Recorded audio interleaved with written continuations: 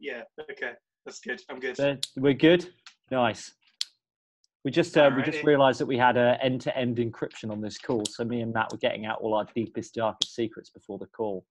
Shame you weren't there, guys, but it's never going to happen. Yeah, never.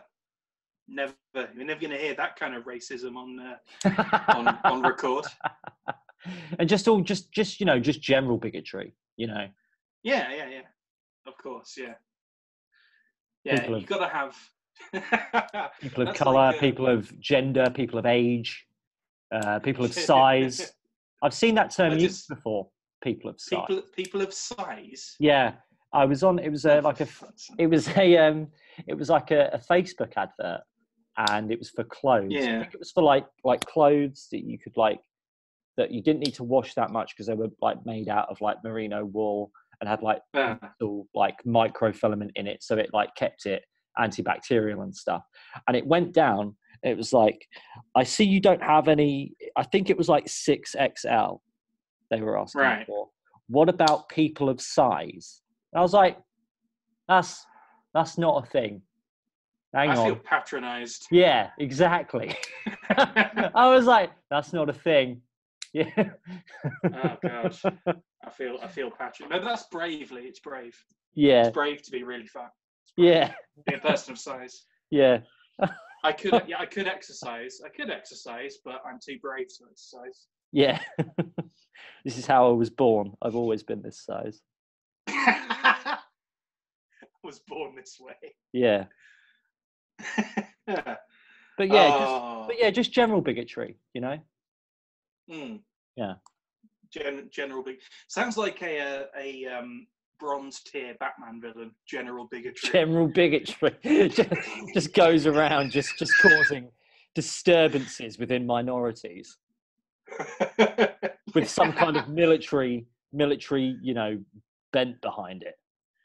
I don't feel like it's that big an operation. I feel like it's just a dude dressed as a general. Yeah. Wandering the streets going, let me tell you about the Chinese. Yeah. It's Alex Jones. Alex Jones is general bigotry in the Batman universe. The Chinese with their spider guts, silk things. Interdimensional aliens. Oh, it's general bigotry again. What a terrible secret identity that would be. Yeah. If Alex Jones was secretly general bigotry.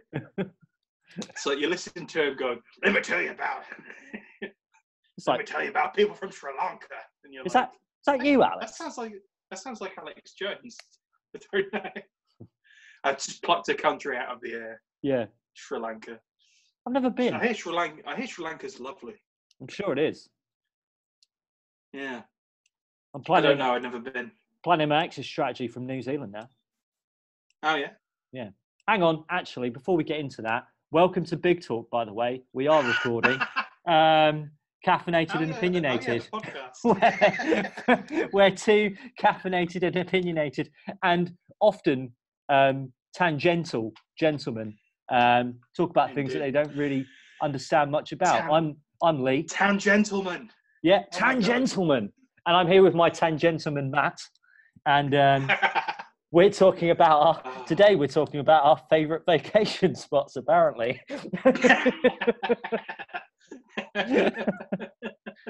Yep. Jesus. Of course. Come on. You've got to go on vacation sometime. You do. Yeah, planning my exit strategy from New Zealand now. Yeah. Oh, nice. I reckon I'm going to be back before Christmas. Oh. Yeah, definitely going to be back before Christmas. Yeah. Coming home for Christmas. All right. Excellent. Yeah. That was another thing. We're returning to the tangent. Yep. that was another thing my dad said. It was like, yeah, you don't really stay on topic. It's like that's the two things we've got. That's R.I.P. man. That's R.I.P. We've got there's a lot of swearing. Yeah. And you go off on tangents quite a bit. Those are our two USPs though, Matt's dad. Sorry, man. We say fuck a lot, and true. And because we don't really know what we're talking about, will often just sort of buzz off into a different realm. Yeah. I mean, that's my brain generally. It's like a ping pong machine, and just sort of go ting ting ting ting ting ting ting ting. Yeah, Alex Jones, ting ting ting. TARDIS. Sri Lanka, ting ting ting ting ting ting. Batman. It's like a TARDIS. It goes where it goes. It goes wherever the hell it wants. And speaking of TARDISes, segue. God, you segued on my question, Matt. I did. He loves a segue, doesn't he?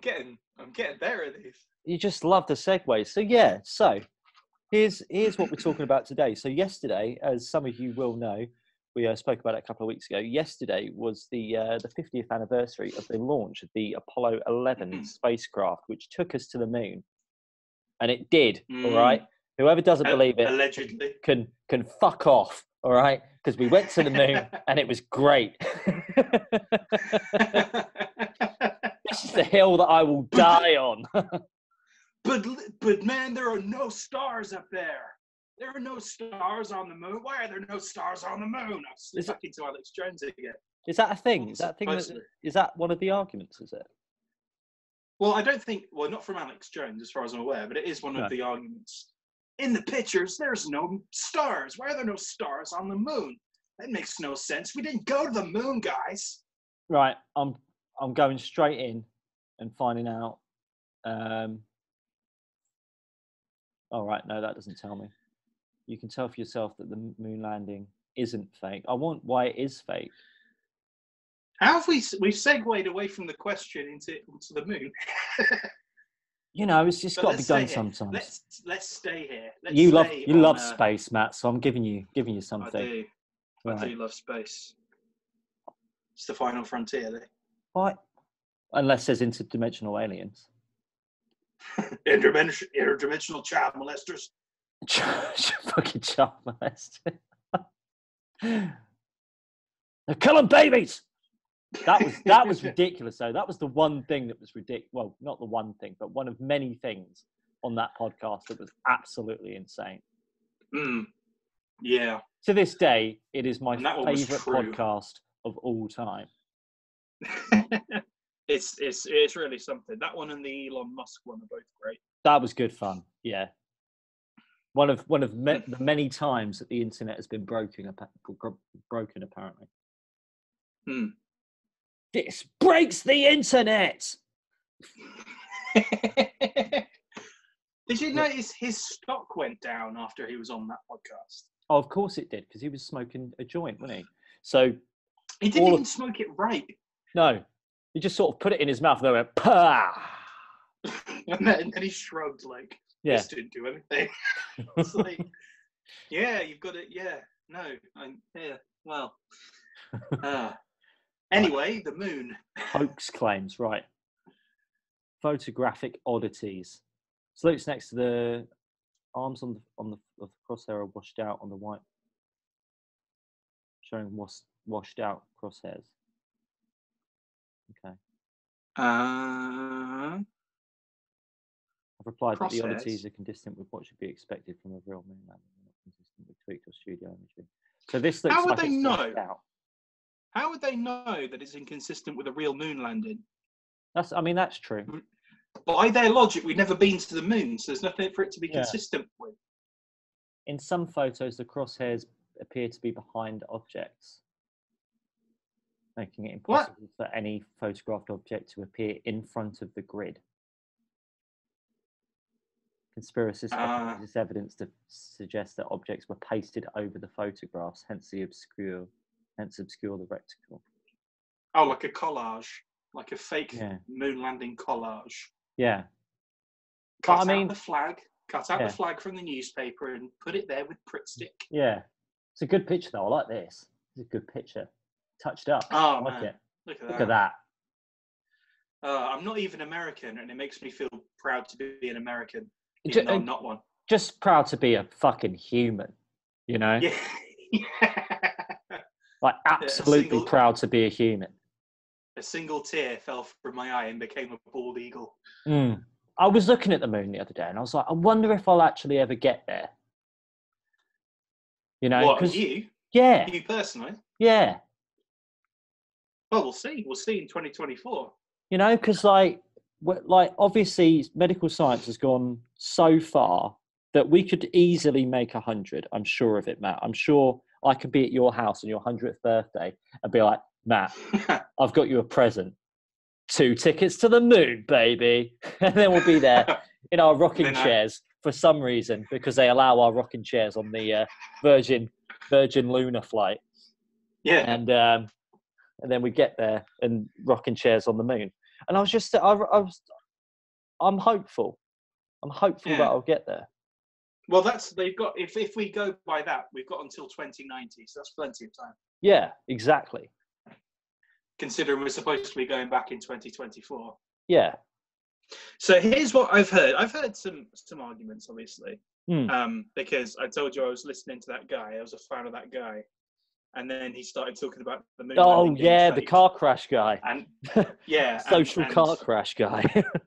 Yeah. Oh, he's gotten way worse as well. But I was looking at, he kept, if you go back to that picture this one. of a chap on the moon saluting, David Scott. David Scott. It's a power name, that. And if you look at the module, right?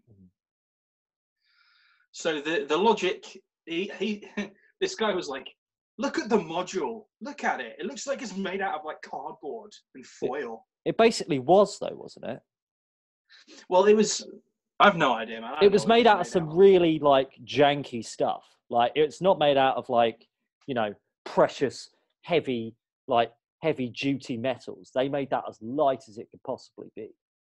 Well, in a way, it didn't need to be so heavy, because it's not like there's a lot of atmospheric pressure on the moon. There's no atmosphere on the. Is there? There's no atmosphere on the moon, is there? No. You're going to have a small amount of gravity, but atmosphere, no. That's why it's all just. That's why it gets hit by meteors a lot, and nothing really moves. So they'll still be there. Yeah.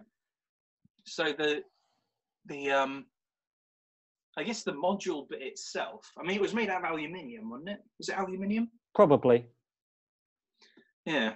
Because it needs to be light enough for the rocket to take it as well. The more that weighs, the more fuel that they're going to need and everything like that. So that's why this is basically tin foil. This is going to be like balsa wood, basically. Well, it needed to be light enough to take with them. Obviously, it needed to be structurally sound enough to cope with landing on the moon. Structurally sound enough to take off, because like the top bit, the bit that's not tinfoil, would have to like take off, and even though there's not a huge amount of like atmospheric pressure or none, it would still have to like withstand velocity. Yeah. And keep the people inside safe. I don't know if they had like life support on it. Like they could take their helmets off and like hang out. I suspect not. I suspect that would be. That would seem, it would seem not necessarily a waste, but it would be more difficult to make that happen. There's more things that can go wrong at that point, isn't there? Yeah, I mean, it's going to be easier to just take spare oxygen tanks for the spacesuits. Live Googling.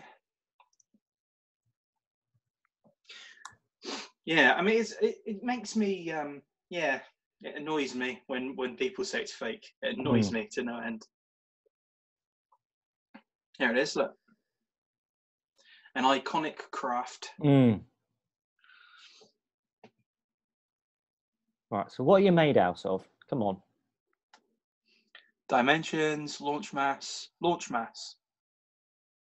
It was not a lot. 4,000 dry mass. I don't know.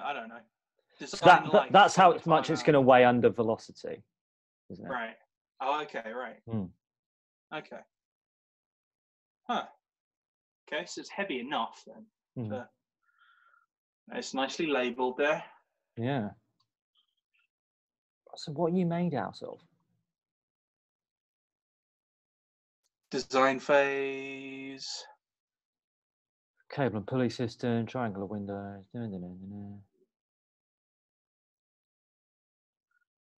I would imagine it was aluminium. It's got to be, isn't it? I mean, that's just me guessing. I'm no engineer. Christ. Anyway, back to the question. Back to the question. So I was thinking today that I was like, I'd bloody have loved to have been around when we went to the moon. I mean, obviously, we're both science, like space geeks, and would definitely have wanted to be there. And then I was thinking about the other things that were happening in 1969, like the threat of nuclear war in the Cold War, and probably loads of other stuff. Kennedy assassination, Kennedy getting his head blown off on TV. Horrible thing to see, obviously. Vietnam was around that time as well. Yeah. Yep. So what am I trying to say? Like, how nostalgic are we? And are we just living in the best time that we are at the moment? Is there any point looking back to the past or looking forward to the future too much? Like us talking about going to the moon, for example. You know? Are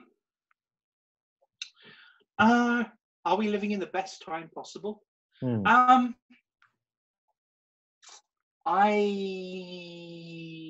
don't know. I don't think so. No. I mean, like in our recent memory, you mean, like in recent times?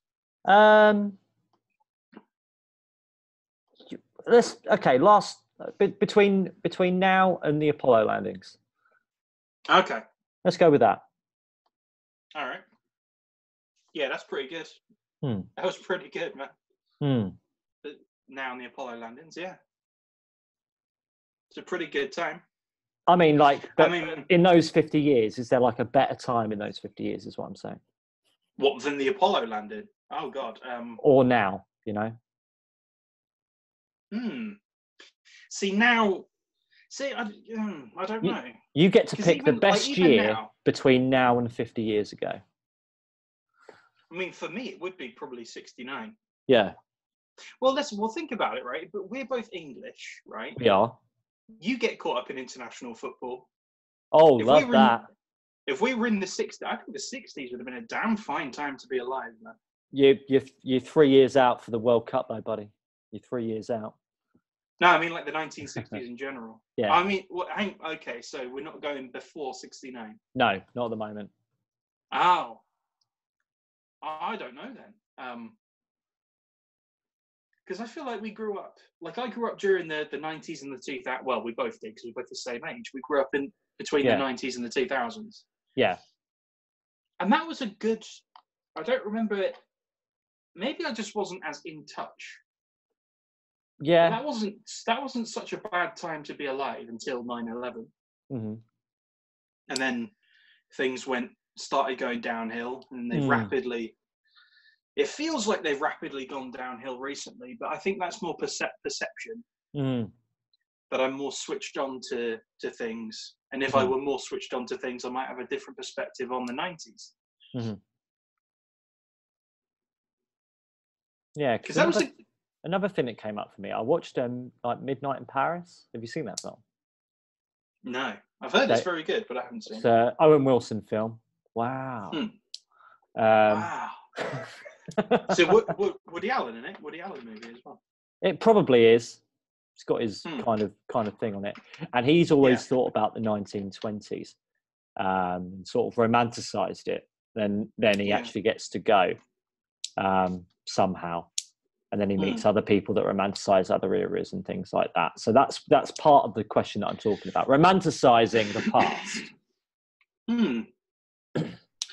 I think people have a very romantic view of the 60s. People have a very romantic view of the 80s. Yeah. People are like obsessed with the 80s. I don't understand that one at all. Like people, it seems like there's a lot of films and stuff and a lot of media that's set in the 80s. It feels like an era of excess.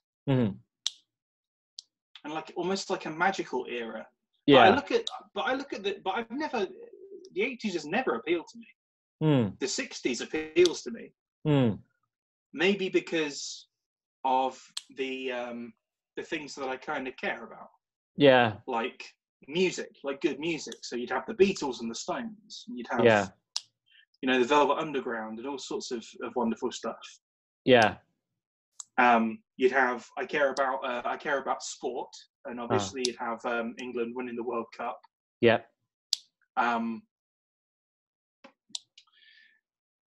Star Trek started in the 60s. I'm a big Star Trek nerd, obviously. Yeah. And we landed on the moon. Yeah. So, I mean, that's hitting all of the right stuff. That's hitting all of the right beats for me. But then we look here. So you've got Woodstock, obviously a fantastic era for music, as you've said. Yeah. Hendrix, didn't even think about that. Hendrix. Yeah. Death penalty is abolished in the UK. Yeah. You know, could be good, definitely, if, you know, people are not getting killed for something they do. Then we've got rising inflation is a worldwide problem. So that's a bad thing. That's bad. Sure. Chicago 7. There was a riot at the DNC. Yeah.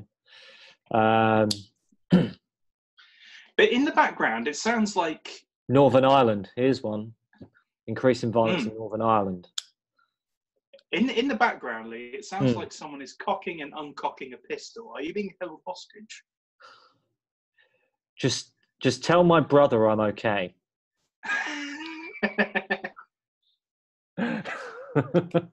That's from Lost. That's a little throwback to Lost there. Not Penny's boat. As I don't have a brother. Is it gone now? Right. Yes. Okay.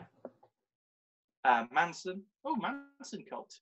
Manson cult. Civil War. Leaves 3 million starving. Stonewall riots. Yeah. Oh, that's a thing, isn't it? What's that? Raid Stonewall Inn. The police raid a gay club. Yeah, it was the whole LGBT movement. The Stonewall riots. I don't think that existed in the 60s. I think it was just.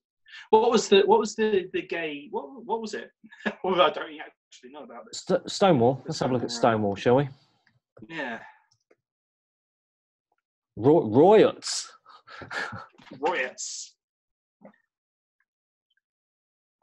So not incredibly long, the Stonewall riots, apparently. 28th of June to the 3rd of July. Okay. Right. Well, I mean, hang on. Civil rights marches as well in the 60s, isn't it? Yep. Yeah. Of course. So, so violent demonstrations by members of the gay community. They're widely considered to constitute the most important event leading to the gay liberation movement and the modern fight for LGBT rights in the United States. Okay. 1950s, 1960s faced an anti-gay legal system. Well, that's shit. I think it was illegal for ages, wasn't it? Yeah. It was illegal. Mm-hmm. They got Alan Turing for being gay. Yeah. Got him for sodomy, didn't they? And he killed himself. What if you were gay but you didn't do anal? Would you still be arrested for sodomy? No, I don't think so. So there was loads of laws around like sodomy, and then like it was basically like had some like really weird name which just made it out to be like a monstrous act. It was like perversion or something like that. That like, like if you know, degeneracy. Something. Yeah, I think stuff like that, like some weird like pseudo-religious law bullshit that just yeah. Okay, right. So okay, what? Okay. Well, I mean, so. Right, hang on. So if you were gay but you didn't do anal, you wouldn't be arrested for sodomy. Well, sodomy's up the bum, isn't it? I think. well, yeah, but like, well, yeah, But I don't think that would be a good legal. That wouldn't be like a sound legal argument at the time, surely. Wow. If you like go, yes, I'm gay, but I don't do that. Yeah. It's like what? Like there's no proof, is there? Yeah. Unless someone. So you'd probably be on arrested you. anyway. Yeah. You'd be if someone's like perved on you while you're in bed with your mister. Oh, well, this also means that lesbians would have been free and clear. Yeah. So there are sodomy laws. Right, I'm going to read up on this. Read up on the sodomy laws. So anyway, back to what you. So currently, we've got quite a good view of the '60s, haven't we? Yeah. So we've got the the civil rights movement. We've got going to space. We've got stuff like that. Quite good. But also war and stuff. But then there's always war, isn't there? I mean, sure. Yeah, sure. You've got like the Red Scare. Or was that was the 50s, wasn't it, the Red Scare? I'm not sure what that is. Well, that's when that's the McCarthyism, when people were sprayed of communism. Right. Basically like now, but yeah. So a sodomy law is a law that defines certain sexual acts as crimes. The precise sexual acts meant by the term sodomy are rarely spelled out in law, but are typically understood by courts to include any sexual act deemed to be, in quotation marks, unnatural or immoral. So that's very subjective. Yeah. So we're like that's like the speech laws now. Yeah. So we're talking about like even going into like bestiality and things like that. Well, I mean that's obvious. Yeah, but this would all come under a sodomy law. So anything that is termed out of the ordinary. So you can really push that as far as you want, really, as a government, can't you? Well, that can be as harsh or as lenient as any lawmaker would want. Yeah. Yeah. Again, like these speech laws today. Okay. So basically, any kind of. They would argue then. You could probably argue against any kind of homosexuality under that law, I would imagine, if you were so inclined. Yeah. So, in the UK, for example, it was historically known as buggery. It's just a funny word. It was in England and Wales. It was made a felony by the. I'll just share it. Just please take over. The Buggery Act during the reign of Henry VIII. There we are. Thank you. Okay. I don't know why the word tickles me so much. The Buggery Act. That's a word that's lost all its power, isn't it? Yeah. It's like, I imagine in that time you go, you buggered her. Yeah. And they would go, no, I didn't, I swear. Yeah. And now it has literally no power whatsoever. No.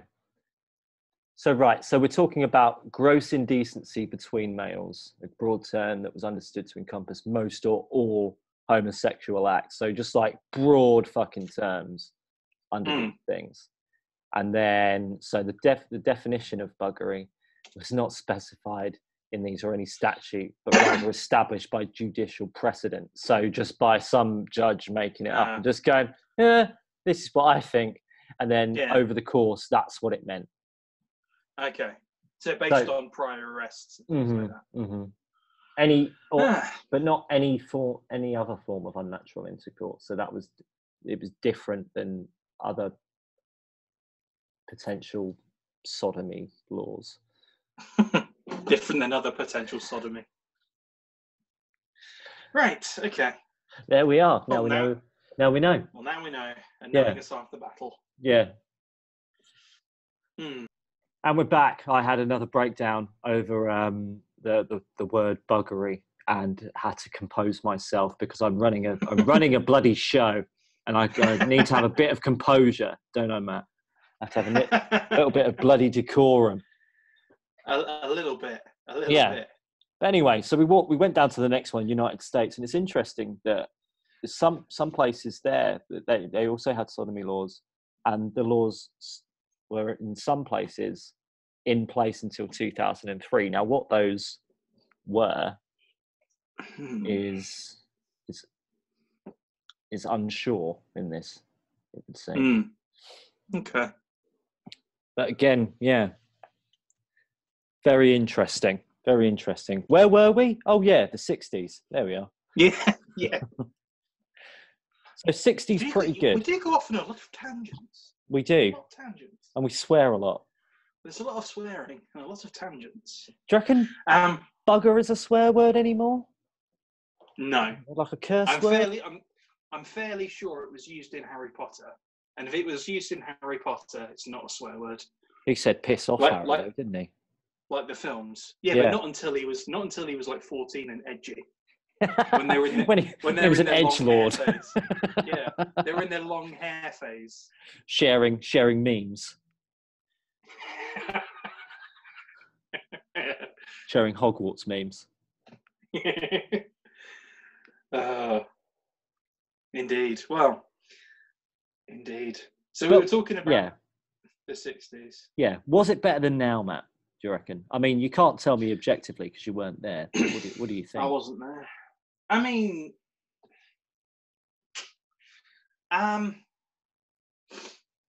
simpler time, the 60s.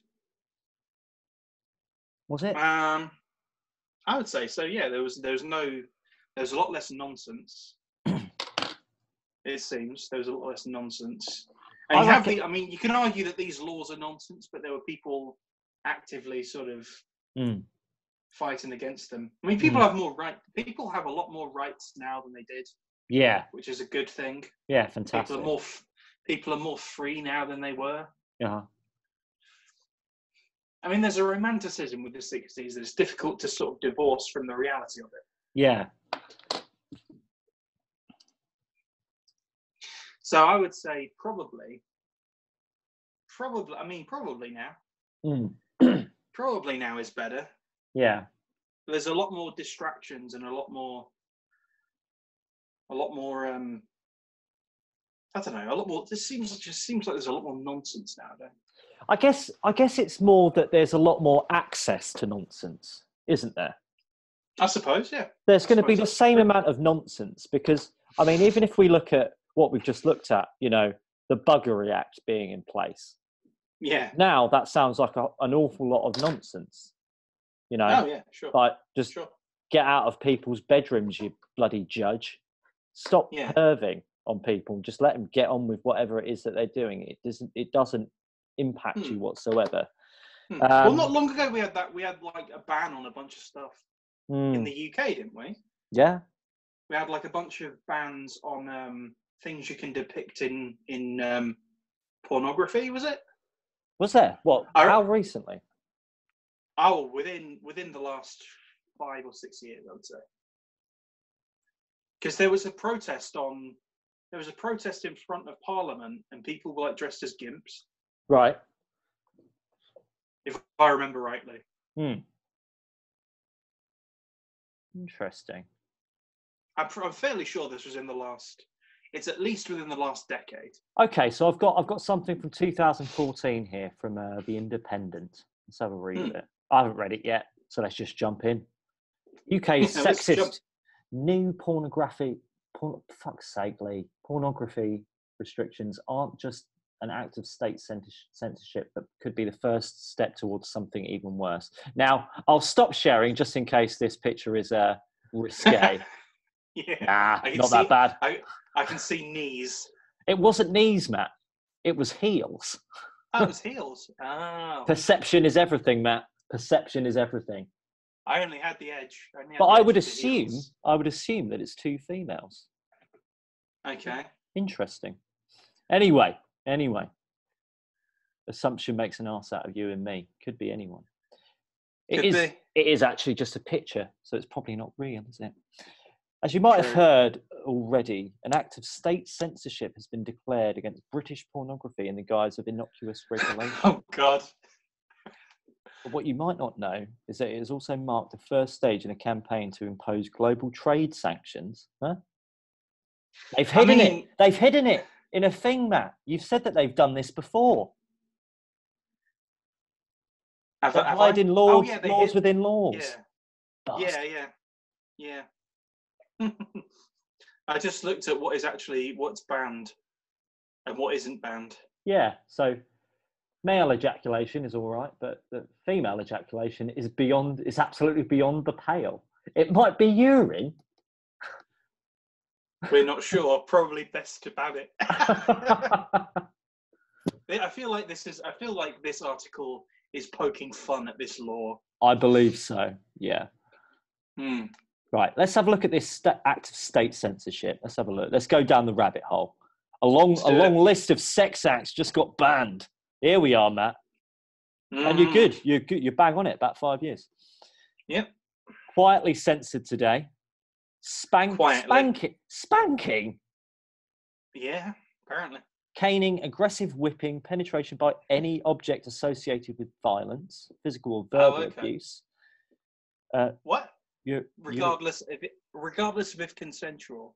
So it's the earliest case of we decide the context. Yeah. Role playing as non-adults. Okay. Physical restraint, humiliation, female ejaculation, strangulation, face sitting, and fisting. Right. So the protest had a lot of people sitting on faces. Right. Yeah. So basically, it's a ban on BDSM. Yeah. And 100%, isn't it? 100%, 100%, and a little bit of we and maybe we. You know? Yeah. And like this is pre 50 Shades of Grey, so I imagine that this has all been completely. No, this is at the same time as 50 Shades of Grey. This is 2014. Let's have a look. No, I know. We never thought we'd get there, did we? We never thought we'd get there. 50 Shades of Fabulous. We've got to look at that next. All right. 2011. 2011, yeah. So this is maybe it's because of this. Whoa.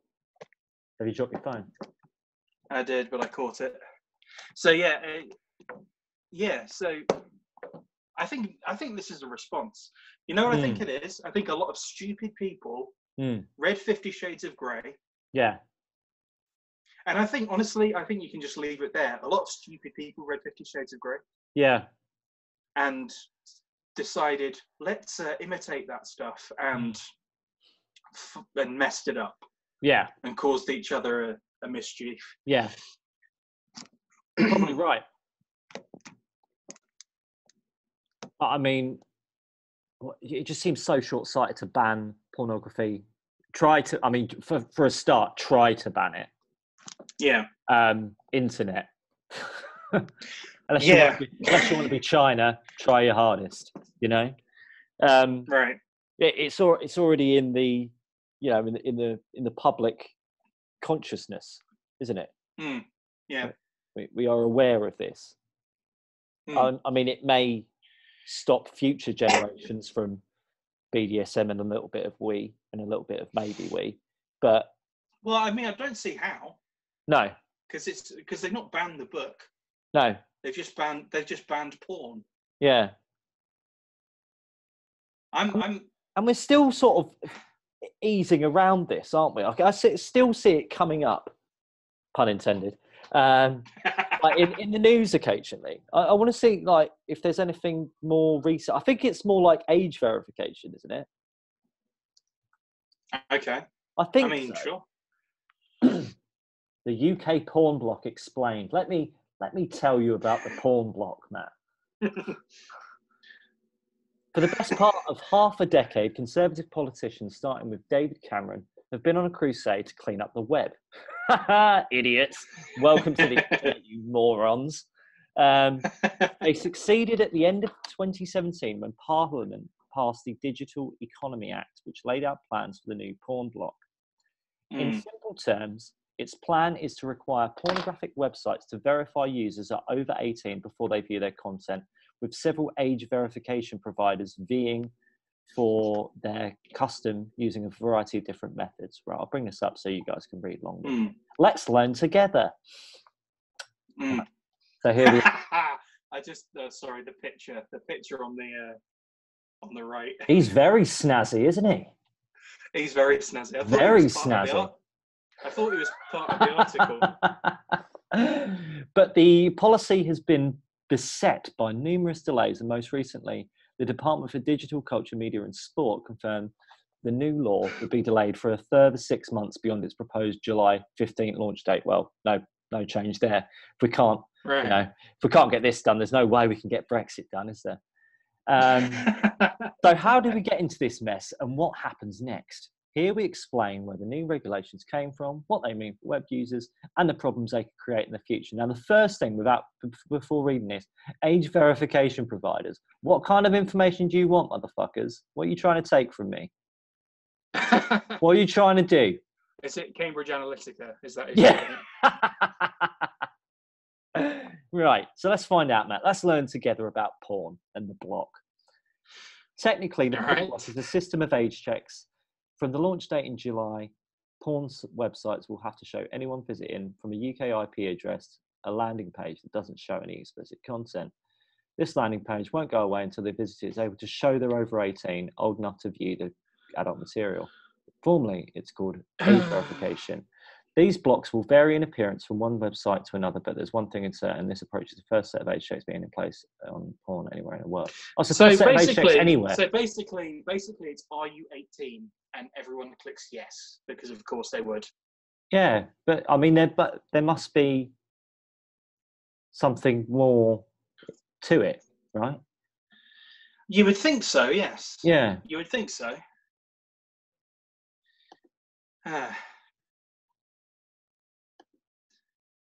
We've stepped into a huge rabbit hole. Yeah. Do you want to bring us back, Matt? Let's stop talking about porn and start talking about time again. Okay. There you go. That's me through it. I just threw my segue out the window. I just put my foot down. Anyway, so nostalgia. Let's talk about nostalgia. Yeah. Do you remember when you didn't have to confirm your age when you went into a porn site, Matt? Those were the good old days. Me in 10 years.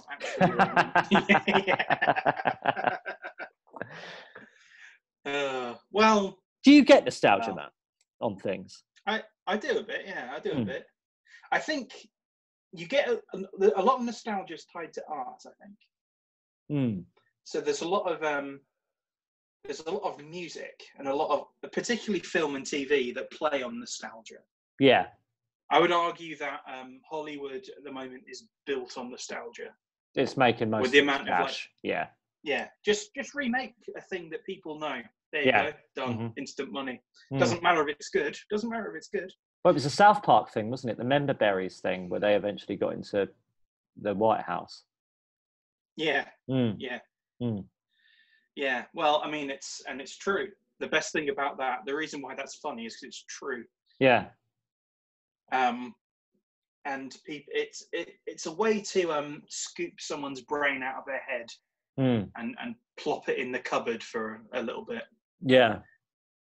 And you can use nostalgia to push anything, really, to push any message. Yeah. Which, I think I don't think it works on me anymore. Okay. Like for a long time it did. For a long time, nostalgia, because I think the ages it gets you when you're like a teenager. Yeah. Like a late teenager. Yeah. Up until probably your late 20s. Yeah. And then at a certain point you're burned too many times and you're just like, okay, this doesn't work anymore. Do you reckon it just happens at like moments of transition in life? Like you might get hit with it. You might get hit with it again when you're like 40 or something like that. Quite possibly. Possibly. Yeah. Yeah, I would say it wore off for me just prior to me turning 20. I think it happened for me when I was about 26. Okay. When did Rogue One come out? Christ knows. That's what killed it.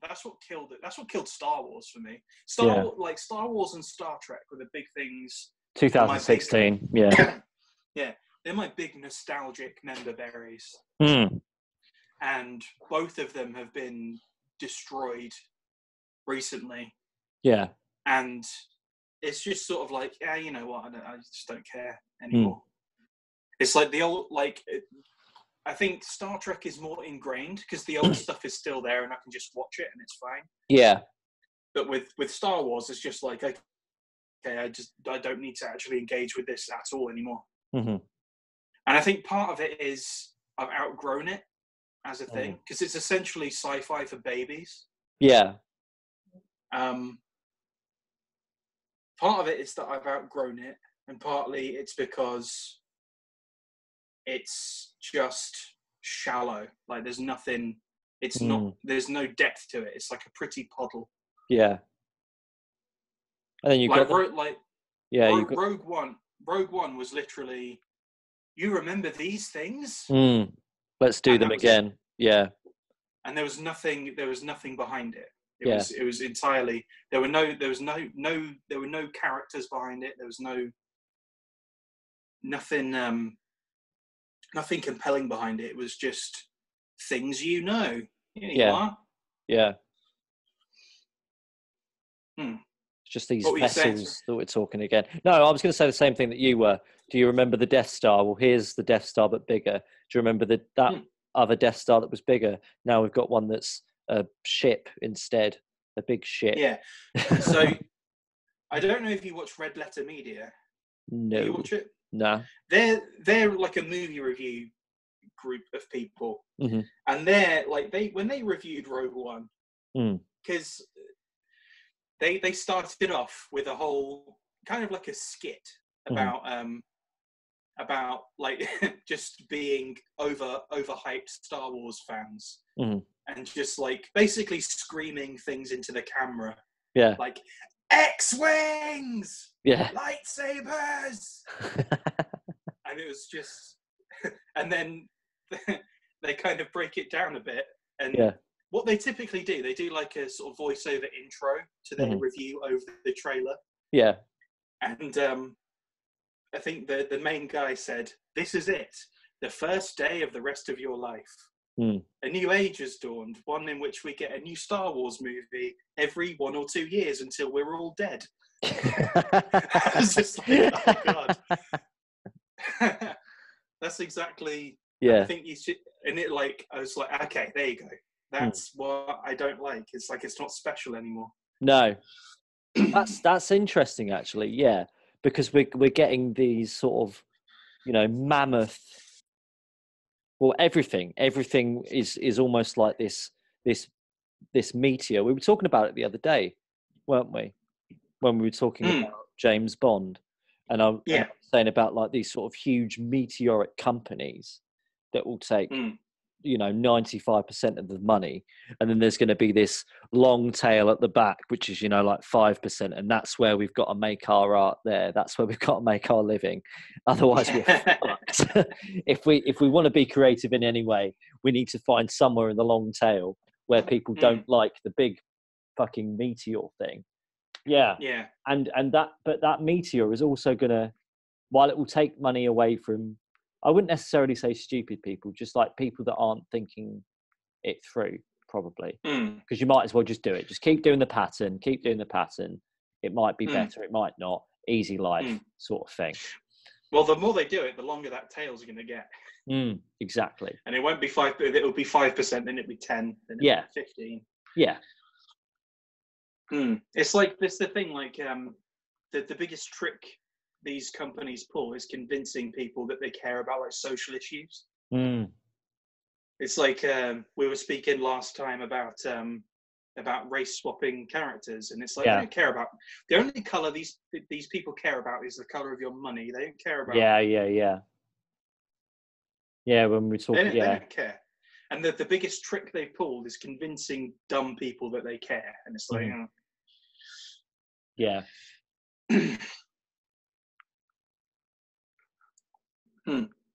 But and nostalgia is a way they can do that. A very easy way. Yeah. It's like we're updating it for the modern age. I think what I would like to see is Hollywood just crash and burn and just implode and go broke. And I'd like to see all the studios die. Yeah. Not like literally, but like monetarily. I'd like to see them all die and go bankrupt. Yeah. And then I'd just like to see people tell new stories. Yeah. And that's also kind of the pull, I think, of the past. And the pull of the 60s for me is that all these things were new. Yeah. Like James Bond was new in the 60s. You get to experience Bond. Yeah. Like fresh. Yeah. Without it being, because people were told new stories in those days. Yeah. There was still the odd remake, but I mean. Yeah. But it proves that you can tell an original story. We've been telling stories for what, like 12,000 years. Yeah. You know, it proves that we can, well, maybe tell one of, the archetypal stories, but it can be told in a different way. And in such a way that it is enjoyable and will have such a hold on people for decades and decades and decades. Yeah. If people aren't lazy who are writing them, of course. Yeah. Well, I mean, you can do it. I mean, you can do it. Like I've done it. I've done 2 currently. I mean, 2. I mean, well, 3 technically, although 2 are part of the same story. Yeah. It's possible to do it. Yeah. They just won't. Yeah. It's and it's incredibly frustrating. What frustrates you about it? That it's essentially that it's just so soulless. Like there's nothing behind it except for we want to remind you of this thing to get your money. That's it. Yeah. Like there's no, like we're gonna sort of edge and go, oh, we put a lesbian in it, so you think so just to make you think we care about those issues. Yeah. And then they just rake in your cash and that's it. Yeah. Does it bother you more on a personal level or a professional level? Both. I'm going to tell you right. 50 Shades of Grey was one of the things that sent me into a depression spiral. It wasn't a big thing. I think it was probably the little thing. Yeah. Just I was like teetering on the edge of a cliff. Yeah. And that was the thing that just like flicked my collar. Yeah. But just went, this is reality. This is reality. How on earth am I going to deal with reality where things like this sell so dramatically? Yeah. Because it was terribly written, wasn't it? It was abysmally written. This is a poorly written knockoff of Twilight. Yeah. And it's made more money than Harry Potter, which was an original story. Yeah. Well, it was fan fiction, wasn't it? It was fan fiction. Yes. Yeah. Yes. Yeah. For those who don't know, you can argue that Harry Potter's derivative, but it's at least well written. Yeah. And it's like an expanded world. And 50 Shades of Grey is just an absolute joke of a book. It's dog shit, isn't it? It's dog shit. Yeah. And I like by now, listeners by now, you'll know that I love a rant. I love to rant about stuff. He loves it. And this is when I love to rant about stuff more. Yeah. And I was planning to rant I was running a blog at the time and I was going through it chapter by chapter. I remember this. And I did chapter 1, chapter 2. And you fucked it off, didn't you? And I just fucked it off, Yeah. I was like, the passion just got sucked out of me. I cannot do this myself. Yeah. And I literally skimmed it. What I should have done was just stop it entirely and just stop reading it entirely. Yeah. But I skimmed it to the end. Yeah. Saw how it ended, and I was just like, oh, why did I do this to myself? Yeah. And it was just the worst. It's the worst thing I've ever read. So, yeah. But it is just. But I mean, I sort of let it go now. Yeah. I know I'm still talking about it like it really, really annoys me. Yeah. I have just at this point just let it go. Like it's, because there's nothing I can do about it. Basically. Just to confirm, everyone, we don't talk about 50 Shades of Grey every week before the call and how much we hate it. This has probably been the first time, probably half a decade, that we've remembered about this thing that came out. Yeah, this is the first time it's come up. Yeah. In like 5 years. I remember that. I remember you. No, I remember you doing the blog. I remember you doing the blog, and we spoke about it. Yeah. This is how long we've known each other, ladies and gentlemen.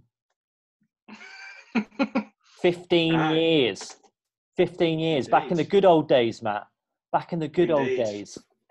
Back in the good old mid-2000s. When everything was easier.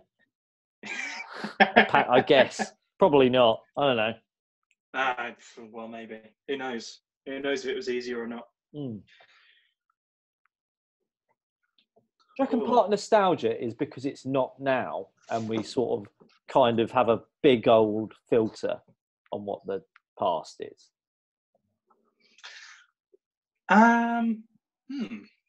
Because I mean, I knew we wouldn't. I know we wouldn't say it, but Brexit, right? Yeah. Some of that is nostalgia, isn't it? Going back to before we were in Europe and things like that. And I remember speaking to someone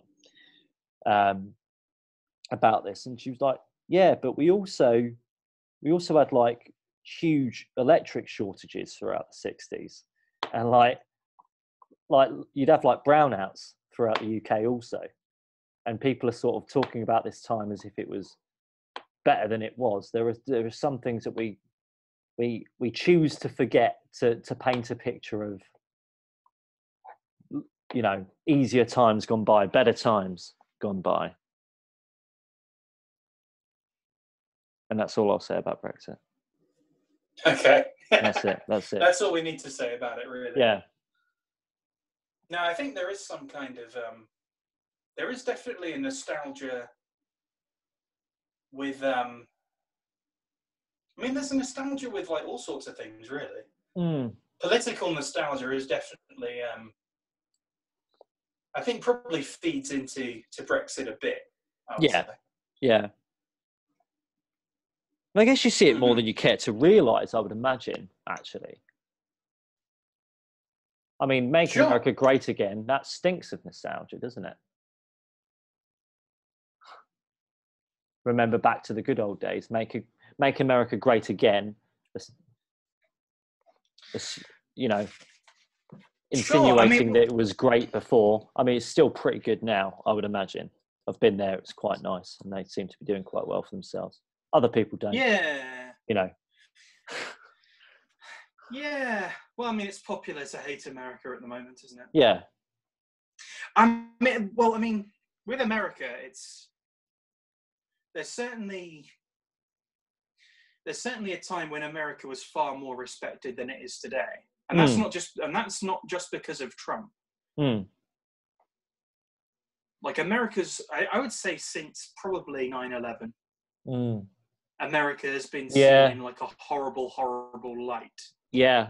Because of Bush and because of Iraq and because of Obama and his foreign policy. Yeah. Dude, people forgive Obama for a lot of bad stuff.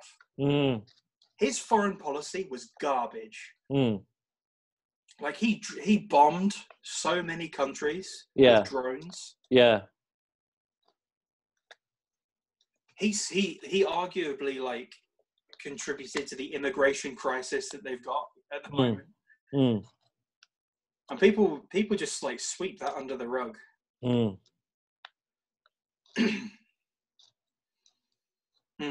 But I mean, but again, I think people look back at Obama with nostalgia. I think Yeah. people look back at I was just the about Obama to say, era with nostalgia. yeah, I was just about. It seems like nostalgia is more prevalent than we give it credit for until you start looking and see it everywhere. Yeah, right. Bizarre.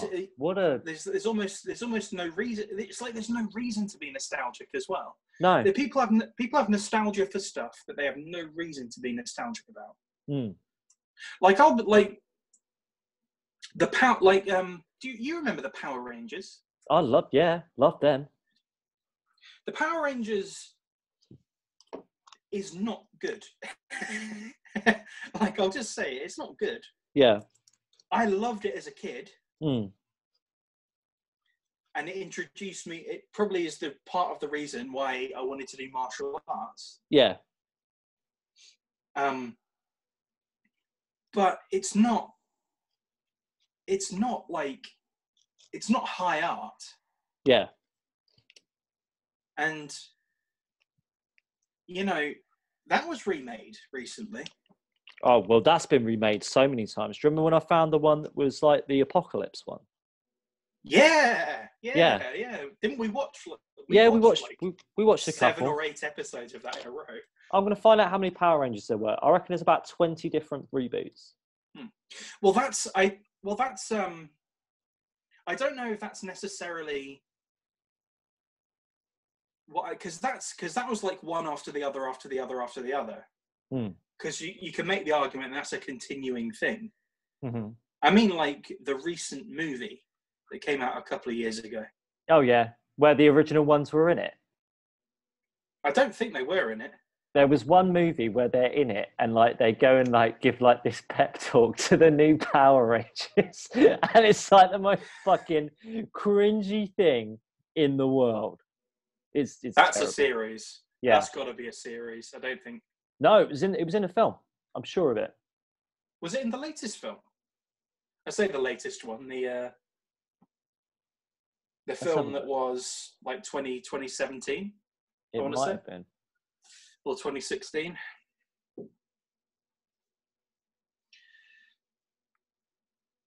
I'm not sure. But I look at that and I think I look at Power Rangers and I think like it's not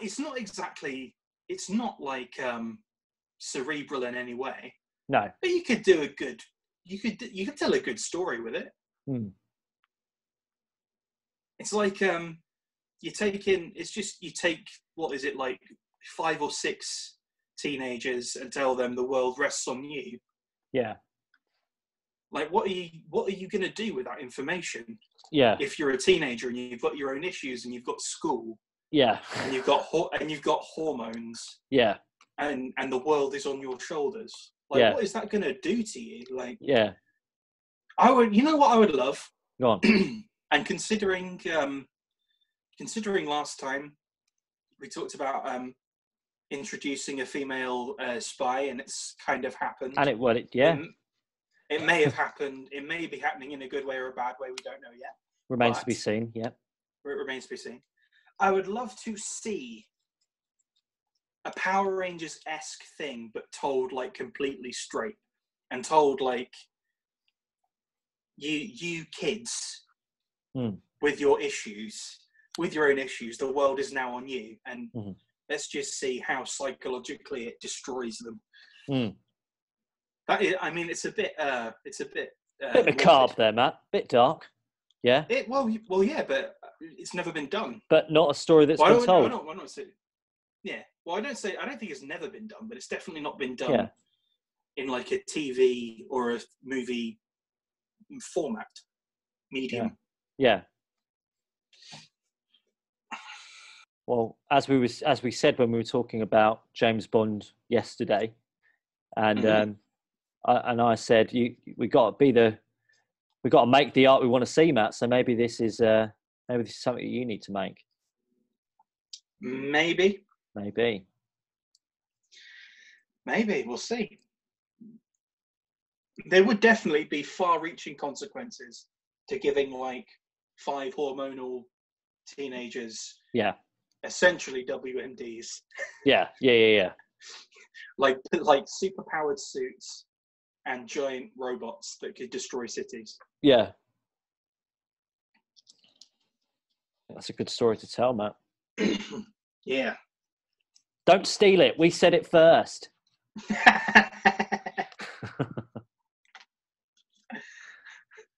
It's probably in the works. I imagine it's in the works somewhere. Yeah. I mean, I guess Chronicle was a bit like that. That's the first thing that I thought of, Chronicle.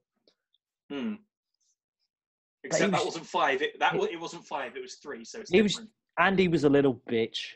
He was a little bitch about it all. Oh, what, the guy who went psycho? Yeah. I mean, that was an eye-rolling moment for me. I was like, ugh. Which bit? Just when he was just being lame. Just all of the bits where he was being lame was just ugh. When he was being a weenie. Yeah. When he was just basically a moany person on Twitter. I was like, ugh. Ugh. But still wasted my time watching it, didn't I? I think Chronicle was a good film. I like Chronicle a lot. Largely, I thought it was good. I thought he was, as you say, a massive weenie. Well, he's basically, yeah. Well, I mean, that's like taking someone who's very troubled and giving them that kind of power. Yeah. It's almost if giving a weenie that kind of power, it's almost a natural thing that's going to happen. Yeah. So we need a weenie in your story, Matt. We can have a weenie as the supervillain. Yeah. How much of this? No, we are talking about nostalgia. I was going to say how much of this podcast have we spent on the actual question. I think we've done all right. I think we've done okay. Because I think the more and more we're finding, the more and more pervasive nostalgia is. Sure. Yeah. I mean, it used to be like a mental illness, like in the Victorian times, apparently, nostalgia. Really? It was designated as a mental illness. Well. Nostalgia. I mean, I would say it significantly lowers your IQ. So it wouldn't surprise me. The emotion nostalgia has a darker past, Matt. When apparently, sort of an emotion and is in fact good for you. Is it? Okay. It's sort of an emotion, a mild wistful longing for the past that is in fact good for you. It's not fucking good for you. Who wrote this article? Mashable. Who wrote that article? Mashable. Right. Mashable wants you stupid because it's not good for you. No, it isn't, is it? I don't see it. I would argue it's markedly bad for you. Yeah. In every conceivable way. Yeah. I mean, the only good thing that I can see that comes out of it is a positive emotion, but I'd then say, dude, get it from somewhere else. Cocaine can give you a positive emotion. Yeah. I'm not going to advise anyone go out and take cocaine randomly. Yeah. Yeah, it was once a medical disease that could end in fatality. I don't understand this. How would it end in fatality? That's interesting. I'm trying to get through. What's going on? Come on. Death by nostalgia. Yeah. There's no doubt the affliction stoked by a forced displacement could progress to death. What is it? Is it the same emotion? I don't know, man. I think it would certainly lead to unhappiness. Nostalgia's not a happy thing. No, I don't think it's a happy thing. It's like unhappiness with now. Yeah. And longing for what's gone. That's not. Yeah. That's not. And then hope for. I mean, hope that the thing will be the same as it was. Yeah. Maybe. And just hope for a time gone by. Just hope for the impossible, really. So apparently it's under a different name now. So nostalgia as they knew it then is not nostalgia as we know it now. Apparently it was lethal catatonia. So. Oh, okay. Yeah. Like the band. Basically, yeah.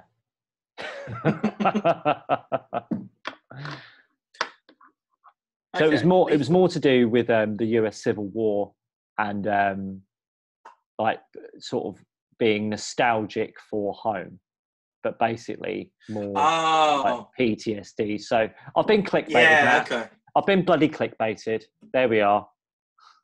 They bloody got me. Bugger in Mashable. Clickbaiting me. Both stupid buggers at Mashable. Yeah, you buggers. Maybe that's what we could do, Matt. Maybe to reduce our swearing, we could just use the word bugger more. And I like that. And piss off. Because if Ron Weasley can say piss off, then I can too. It's like bugger, piss, and bloody.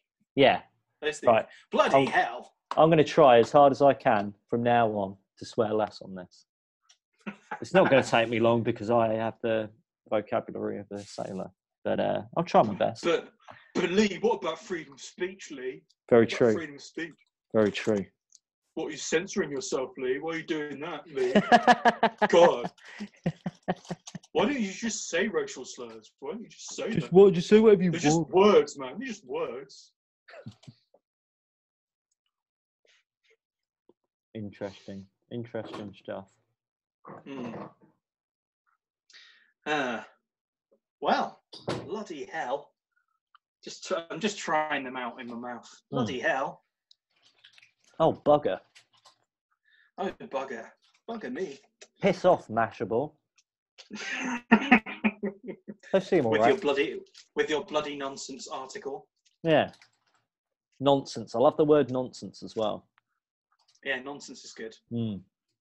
Nonsense is pretty good. So what do you think? I mean, I started with looking back. It's interesting because... Sorry, I'm eating some chocolate. I'm eating some chocolate. Okay. So we started talking about looking back on things and then getting onto nostalgia. Nostalgia isn't a good thing, is it? And it's hugely pervasive. I don't think so. Yeah.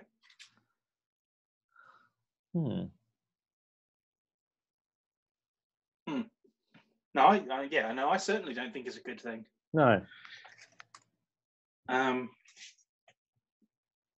Because living in the past is not a good thing. No.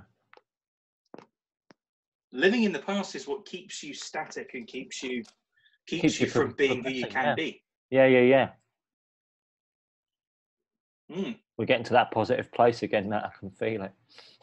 Yeah. That place that makes me feel all weird at the end of a podcast and not knowing how to close it. Within the next 10 minutes, we'll say the words personal responsibility. We're getting to that time. We are. We're getting to that time. But it is interesting though, isn't it? Because like we look back, I mean, I guess it's different for times when you weren't around. So we can look at the 60s in a very different way than someone who A, lived through it and remembers it fondly, and B, someone who lived through it and remembers it negatively. It's not necessarily nostalgia for us. It's kind of, I don't know what you'd call it really. It's almost like an imaginary world, isn't it? It's kind of a narrative like a story that you've made up about it. I guess you could still get stuck in that story though. You could. I really want to be at Woodstock. I really want to be involved in the civil rights movements and really making a change in my life, in the world and things like that. Well, back then, engaging with something was actually engaging with it, not tweeting about it. Very true. Yeah. So, I mean, you'd have certainly it'd be more respectable to be sort of an activist. Mm. But I mean, there's nothing stopping you now, is there? There's nothing stopping you now. No, there's plenty of shit that needs solving, you know? Yeah. Yeah. That's why people have respect for people like Bernie Sanders. Yeah. Because because he's old. He's an old man. He's an old dude. And he was protesting and stuff like that back in the day. Yeah. Allegedly. Mm. Fake news, Matt. Fake news. Well, he actually wasn't. Yeah. He was right. He was just writing 240 characters on a wall. But yeah, I guess it's different though, isn't it? Else. I guess it's a bit different for people who lived through it and people who didn't, but you can still have the same outcome. Which could be a negative one if you dwell on it too much. Well, it is all about perception. You become more aware of. You become, I think, as you get older and you see more stuff and you gain more experience, you do see the world differently, and you become aware of stuff that you weren't aware of when you were 16, 17, 18. But then I guess you can also get stuck in your ways also, can't you? If you don't exercise that perception, frequently enough and sort of seeing it. You can do, yeah. Level-headedly, if you want, or seeing it from both sides, or just whatever a good word for that would be. You can sort of head back that other way just with a bit more experience and a bit more cynicism, I guess. Well, yes. Yes, indeed.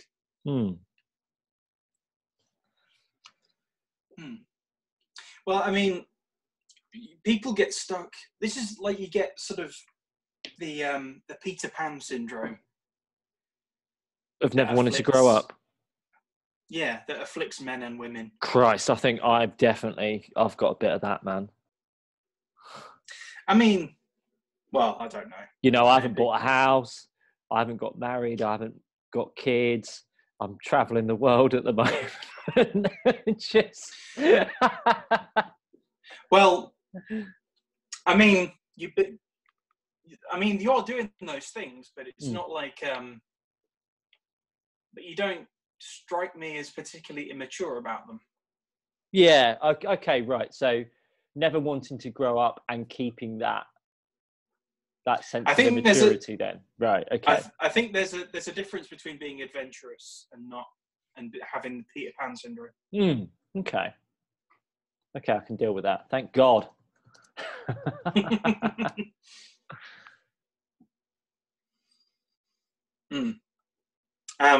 But you get like the, I used to work with a guy who had it really bad. Who, it was back when I was in a warehouse. Yeah. And I was working in a warehouse, and there was a dude there who had, he was probably 45, 50. And he was very sort of, I think he was just out of a divorce. Right. And he styled himself like someone who was 18, I would say. 18. Right. In a party mood. Yeah. Like there are things that can regress you back to certain ages. Yeah, huge lifestyle, your life changes, sorry, are going to have an impact on you, aren't they? For the better and for the negative. There are things, there are things that can really stunt your emotional growth. That happen when you're young. That's just, that put you on, that set you back. And they can set you back years, even decades. And it's difficult to sort of, then you're always sort of playing catch up, I guess. You're always playing catch up. Yeah.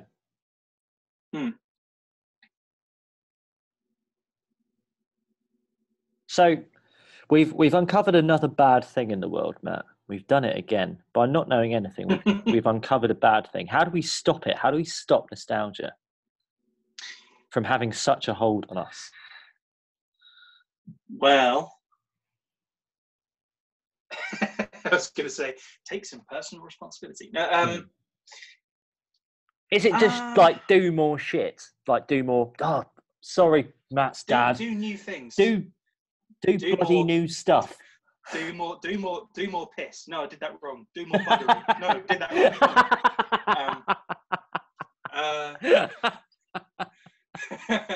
wrong. Just get out and I think that's it. Just it's probably do more stuff. Get out there and do more piss. That's what you need to do. Get out there, do more stuff. Get big bloody horizons. Learn new things. Get big bloody mental horizons, intellectual horizons. Sorry. Yeah, just expand your horizons in some way. Like, it doesn't need to be something huge. Just do it. Just do something. You know. Cook something simple as like learning to cook something. Yeah. Something dead simple. Like make a spag bol. Just make a spag bol on a Thursday night or something like that. Yeah. What would be something you'd like to learn then, Matt? Oh boy. I'd quite like to learn something simple. You'd like to learn. Something simple. Well, this isn't simple. Because we talk a big game. We talk a big game, but I feel like I should do something with this. So I'm going to try and learn something. I would learn something new.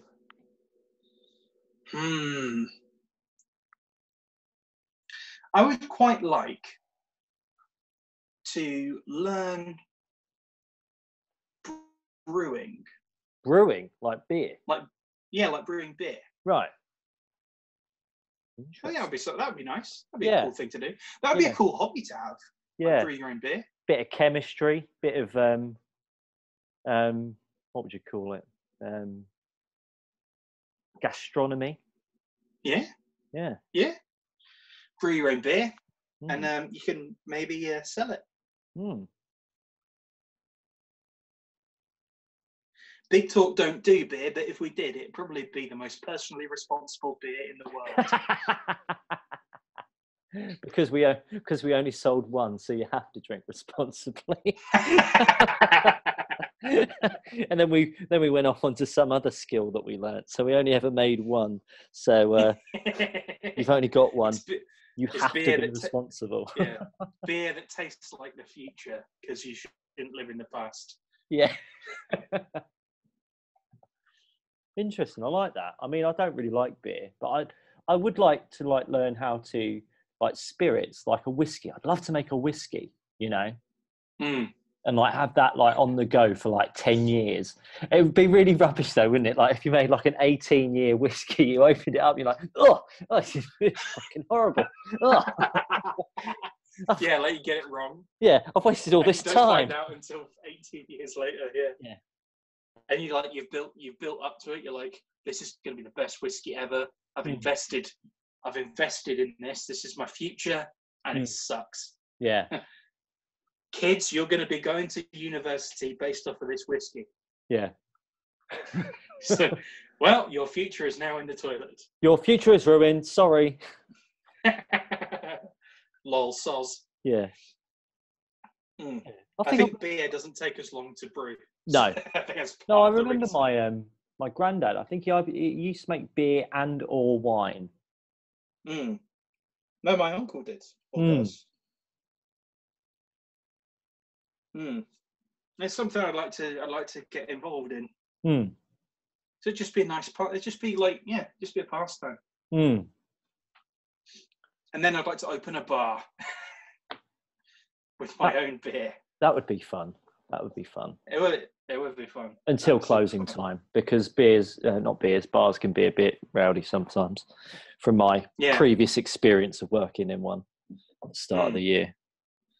Well, I like this one thing about Japan I really like is the micro bars. Yeah. Like that whiskey bar we went to was great. Like having a chat with the dude and sort of discussing the whiskey with him. And it's really small, really intimate, cool place to hang out. Yeah. Yeah, I went around Golden Guy not long ago. Yeah, I remember you saying. So what is Golden Guy for everyone who Who doesn't know Matt? It's like a bar district, a very, very small bar district with very, very small bars, and it's full of foreigners. Yeah. So it's a good place. It's a good place to sort of meet new people. Like, en masse as well, especially if you go to a few of them, because you've only got like 10. If you're traveling in Japan, then go there because you'll meet fellow travelers, I suspect. But it's a place to go. I don't think it's a place to go with a group. I think it's a place to go with like one other person. Yeah. Or if not solo. Yeah. Yeah. I think when I go back, because I will go back before I depart, I'll do it solo because the bars are so freaking tiny. Yeah. I walked through the Golden Guy and I didn't actually go into one. But yeah, the bars were so small and it was a really cool vibe just walking through it, you know. Yeah. Just really, really cool. So in the years to come, everyone, you're gonna have Matt's beer and Matt's micro bar as well. Yeah, it's gonna be tiny. It's gonna be like, I'm gonna have a van, like a beer van. Yeah, just get like a bus. Yeah. Repurpose a bus. Yeah. Yeah, or like a car. Like we went to a beer festival a couple of years ago, and there were people there who had brewed their own beer, and they were selling it out at the back of a London taxi. Nice. And it was good beer as well. Yeah, it's good beer. Yeah. The things we can do, rather than watching Rogue One and you know, other things that annoy us, just the things that we could do with our time. You know, because I'm sure that would be really fun to learn how to, you know, brew a beer and having that sense of accomplishment at the end of it. Once you've made your first successful pint, drinking that up and going, I bloody made this. This is all right. You know, it was fruits of your labour. Inviting your friends over, you know, toasting each other, and people going, "This is nice. I like this. Yeah, I made it." And then just, there's a whole world out there. So find new things to do, and you know, do it with your mates and feel accomplished. I think that's why people feel a bit lost sometimes. Like, it's certainly for me, this is not me just knowing very little about it. I have regularly felt unaccomplished in my life. But yeah, that's having not feeling, you know, accomplished enough, you know, be that in a job or anything. It's such a hard thing, you know. And it's a hard mindset to break, but there's a lot out there that can make us accomplished, isn't there? You know, relatively simply. Yeah. Well, it's like just doing this podcast. I mean, this has been a huge improver of my mood, I think so as well. Just overall. Yeah, I've really enjoyed doing it because like we don't get to see each other that much, and it's just nice to talk nonsense for you know 2 hours a week, and I get the nostalgia of us sitting in beer gardens playing the very same game. Yeah. When we used to play this, the conversations were actually a lot shorter. We'd ask a question and we'd probably wrap them up a lot quicker. Yeah, that's because we were drinking cider and not coffee. Yeah. Yeah. Next season, big talk, drinking and thinking. There we are. There's your season 2. Drinking and thinking. There's your season 2. Coming next year. Tangentleman. Yeah. The Tangentleman, drinking and thinking. Oh, that's great. It's probably too late to rebrand the podcast now to Tangentleman. Oh, we can do that for season 2. We'll both be in the UK in 2020, so we can just have Big Talk, the Tangentleman, drinking and thinking. Yeah. Have like a podcast network of we've got Big Talk, and then we've got the Tangentleman, and we have crossovers. We could get we could get a third man, and then we could be the Tangentleman. Yeah. There we are. Expanded universe. There we are. crossovers. I mean, there wouldn't be much of a crossover because we'd be in two of them. We'd be in both of them. yeah. Well, we've already crossed over with Camel Moon. We have, yeah. We're already like on. Well, at this by point, now, I Moon. imagine by now we would have at least sent over the first podcast to camelmoon.com, and Will Valley will be in the process of either putting us on the network, if not already having us on the network. Go and have a check if we're on there yet. camelmoon.com. There'll probably be something about Big Talk. If we're on there, give us a look on there, because some of our far work's going to be on there now. And if you know what, if we're not on there yet, just still have a look to some of the stuff anyway. Still have a look, 'cause it's good stuff. Because they got good content on there. And Will, as you guys know from the conversation we had with him, is a good dude. He changed our perspective on how to run these podcasts without even saying anything, and now we end them all on a good note. It's bizarre. Bizarre. You get just this flash of inspiration from people or things or experiences, and then it all just blooming changes. You know? Yeah. It was I really enjoyed that conversation, and it seems to have amended how we approach these topics, which is good. Having a positive outlook on things is better than being cynical about everything. There's still the cynicism, as you can probably tell, ladies and gentlemen. It's still there a bit. We've got the rant. There's always going to be the rant, but we can always bring it round to that we might not be living in a simulation, and even if we are, just have the best bloody simulation you can.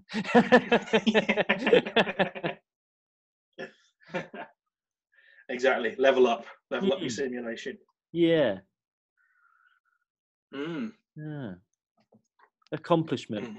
Yeah, I wasn't thinking of that before, but I think there's some link there. Nostalgia and accomplishment. We're just, wishing and hoping an accomplishment. You're going to probably wish less if you're accomplishing more good stuff, aren't you?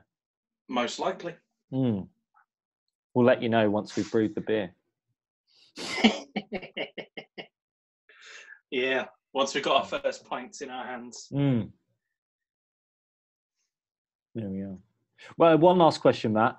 If you could time travel anywhere, past, present, or future, where would you go? I mean, probably not present. Past or future, where would you go? I'd go exactly here because I'm completely accomplished and I love my life. Shut up, you nerd. Oh, man. I would... I would think the future, but I'd be hesitant. So in your time travel device, you are completely safe within the say you're in the TARDIS, basically. You can open the doors, and if you don't walk out the doors, you're going to be fine, completely fine. That would be I would say I would love to. I think it would be future, provided that there was one. Because I think the worst thing would be time traveling to the future and there being a 404 error. Yeah, future not found. Discovering that the Earth is like if you go forward maybe 100 years and you see the Earth is just like a nuclear blasted wasteland. Yeah, and you're like, oh Jesus, and then you've got to go back and be like, so. There's an issue here, but no, I'd like to go into the future and go into space. That's what I would love to do. I'd like to see the forming of the universe, go right back to the start, or very, very, very close, where everything's all getting a bit crazy, Well, just after the Big Bang. And hot. There's lots of hot things going on. New universe. This is so hot right now. The hottest new universe in the simulation. 10 new ways to spice up your galaxy. Oh, the UK has now banned 5 of these. Yeah. 2, 7, 8, 9, 10, and 4 were too violent. Yeah. So the UK's banned them. Now, would I like that, or would I like a time where there's like interstellar travel? I mean, I'm thinking interstellar travel. That's cool, man. That's cool because you can do. I can't do anything in the Big Bang, can I? You know. I can watch it. Yeah. With a pint of our beer. Yeah. But aside from that, yeah. I think Big Bang's going to be number one, and a close second is probably going to be when we achieve interstellar travel. Yeah. Can you that would be such a commentary on the human condition, like traveling back to the Big Bang and like watching everything and going, a bit fucking bored now. There's no facilities. No. I'm not happy about this. Yeah. I mean, I'm just one watching star on the Yelp. universe get formed. Yeah. Yeah. Yeah, it started off good and then it got really just sort of samey. Yeah. Everything felt very close. I felt very claustrophobic there. Yeah.